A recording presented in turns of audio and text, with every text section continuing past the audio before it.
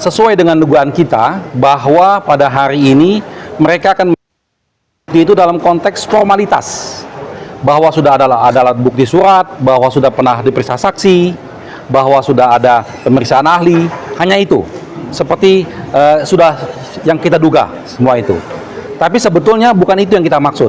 Yang kita maksud adalah dalam pemahaman dua alat bukti, minimal dua alat bukti itu adalah bukti material. Ya, bukti material setiap dari unsur-unsur tersebut sehingga membuat terang perkara tersebut sehingga yakin bahwa orang ini layak dijadikan tersangka. Begitu pemahamannya. Kalau hanya sekedar surat-surat, semua surat-surat SK-SK dikumpulkan lalu dijadikan sebagai bukti, wah itu sangat naif, itu sangat berbahaya gitu. Juga tadi disampaikan bahwa tentang kalau itu pun terjadi masalah kebijakan kaitan dengan hukum administrasi negara, biarlah pengadilan yang memutuskan. Itu juga bahaya itu dalam penegakan hukum. Artinya setiap kebijakan dari semua pejabat-pejabat ketika ada keinginan dari para penegak hukum untuk mempidanakan, bisa dipidanakan. Mengenai bebas atau tidaknya nanti biar pengadilan. Tapi kan orang sudah jadi tersangka dulu, orang sudah ditahan dulu. Itulah makanya KUHP mengatur secara rigid, secara jelas, bahkan putusan MK sudah jelas-jelas memahami ini. Jadi ini satu kekeliruan yang sangat fatal menurut kami. Itu yang pertama. Lalu yang kedua, tadi juga dijelaskan, kawan-kawan semua media mendengar, bahwa ternyata expose dengan BPKP, ya, yang bicara tentang kerugian negara, baru pada tanggal 9 November. Coba bayangkan, baru pada tanggal 9 November, tadi diakui dalam persidangan. Sedangkan penetapan tersangka 29 Oktober. Artinya orang dijadikan tersangka dulu, barulah terjadi pembicaraan dengan BPKP, tentang melawan hukumnya, tentang kerugiannya, dan segala macam. Ini fatal sekali.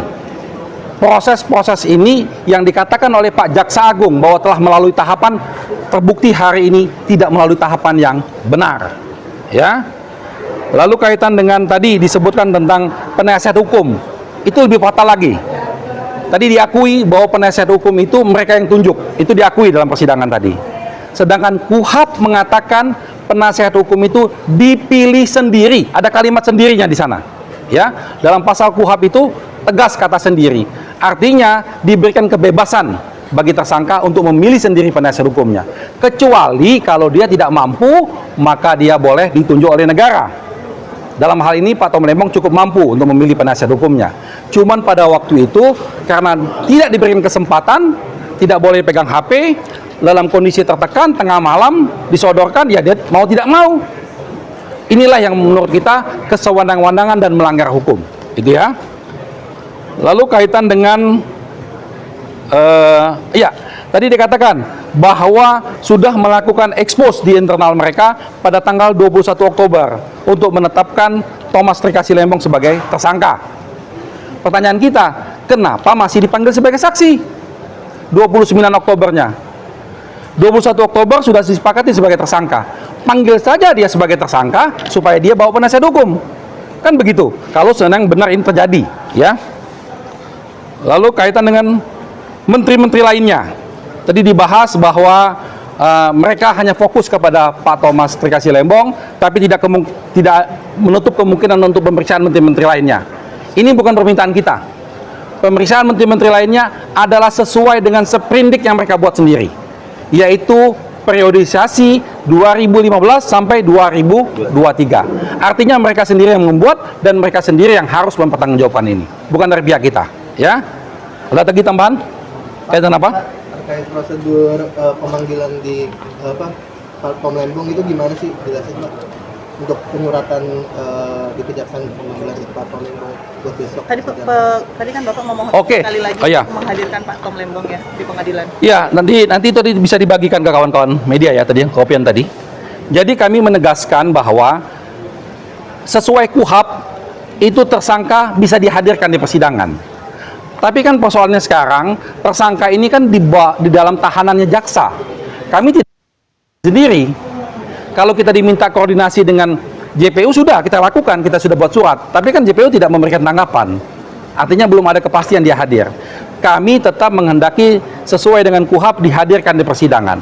Dan itu seharusnya hakim bisa memerintahkan. Karena hukum acaranya peradilan ini mengacu kepada KUHP, bukan hukum perdata. Dalam hukum acara pra-peradilan ini di KUHAP, maka ini kepentingan publik, maka hakim bisa memerintahkan menurut kami. Tapi tadi sepertinya hakim selalu menolak untuk memerintahkan jaksa untuk menghadirkan Pak Tom Lembong, itu gimana? Ya, kita juga tidak tahu pertimbangannya apa.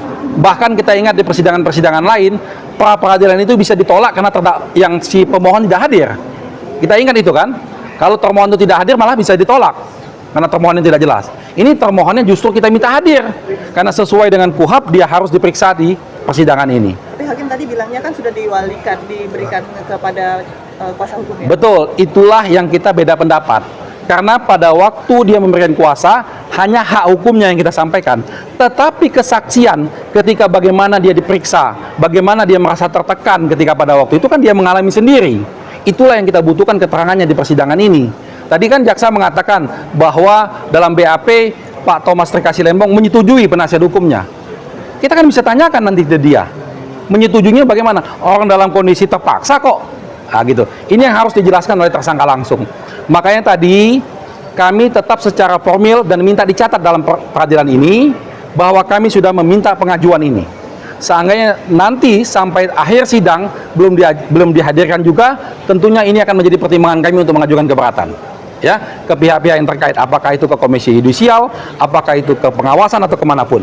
Itu hak kami sudah sampaikan dalam persidangan dan sudah dicatat dalam persidangan. Oke? Pak, kalau misalkan ini endingnya Tom Lembong nggak bisa dihadir ke persidangan, ini bakal merugikan nih Bang, pihak abang untuk gimana? Ya, kami merasa dirugikan karena sesuai dengan KUHAP dapat dihadirkan. Apa Ya? ada kekhawatiran faktanya nggak terungkap atau gimana Pak? Ya, banyak hal yang harus disampaikan Pak Tom Lembong secara langsung yang perlu untuk disampaikan di sidang pra-peradilan ini. Ya? Oke? Terima kasih Pak. Baik, cukup.